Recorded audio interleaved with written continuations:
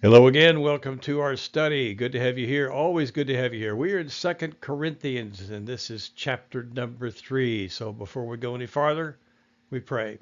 Once again, God, we thank you for your word. We're thankful for this day you've given us, the blessings that we have seen and experienced. Bless us in our endeavors to remember these things when challenges come, and we know they will. Be with us, lead us, guide us, direct us in everything that we say and do, and let us worship you, spirit and truth, forever. And we'll give you praise in Jesus' precious name. Second Corinthians chapter number 3. Paul speaking here in verse 1, he says, "Are we beginning to recommend ourselves again?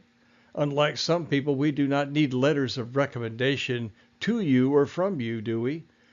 You are our letter, written in our hearts and known and read by everyone.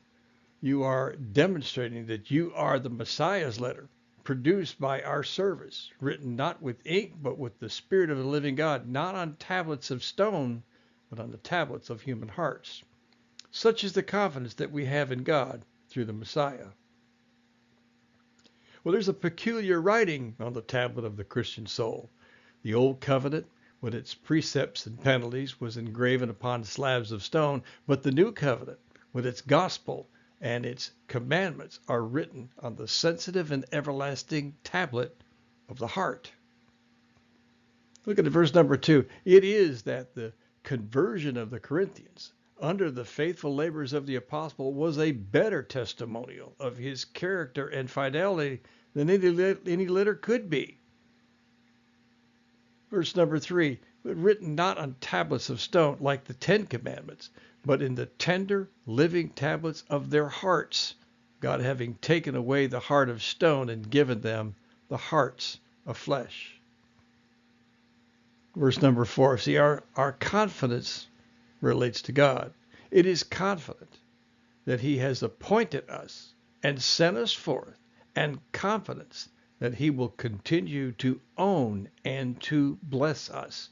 What a promise.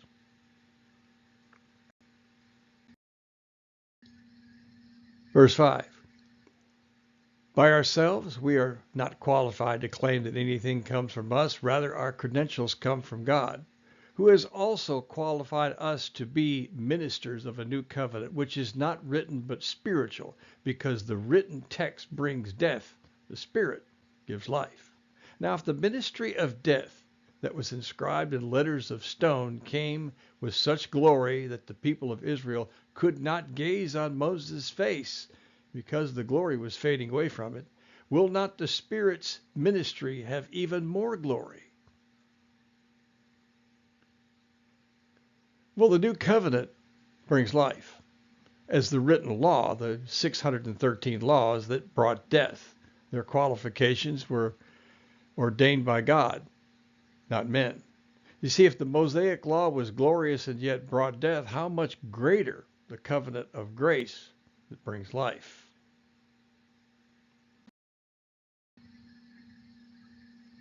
For if the ministry of condemnation has glory, then the ministry of justification has an overwhelming glory.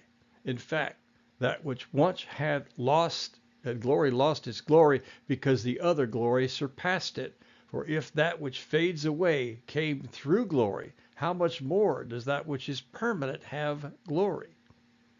Therefore, since we have such a hope, we speak very boldly. See, the covenant God gave Moses brought death, as the people could not completely fulfill every precept of the law. There were 613 laws, very, very intricate and difficult, impossible for them to keep them all.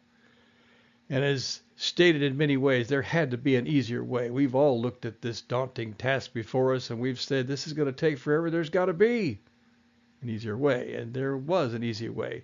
The easier way was the new covenant of grace, the blood spilled on a cross. That took care of the law. That put the capstone on the law. It fulfilled the law. And that's something the Jews could not wrap their minds around, that God would give them an easier way. And they could yet not keep the entire law, all 613 of them. And Paul states very clearly, you break one of them, you've broken them all. But now there's one single law, one new one. His name is Jesus. and he is the fulfillment of the Mosaic law.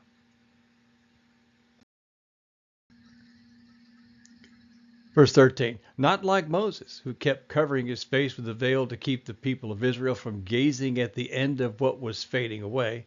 However, their minds were hardened, for to this day the same veil is still there when they read the Old Covenant. Only in union with the Messiah is that veil removed.